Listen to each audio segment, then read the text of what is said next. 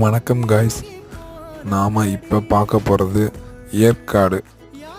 ஏற்காடுக்கு என்ட்ரன்ஸே பஞ்சமுக விநாயகர் இருக்காப்புல. அதை பார்த்துட்டு அப்படியே ரூமுக்கு போகிறோம். ரூம் போனால் சூப்பராக பார்க்க என்ட்ரன்ஸும் சூப்பராக அழகாக இருக்குது. சுற்றி இயற்கை கண்காட்சிகளும் இருக்குது.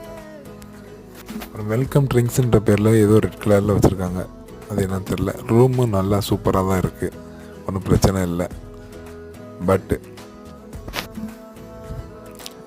6000 அது ஒரு ரூமு தான், அப்புறம் பாத்ரூம், அவ்வளோதான் இருக்குது. வேறு என்னன்னு பார்த்தோம்னா இங்கே மங்கி அதிகமாக இருக்குது.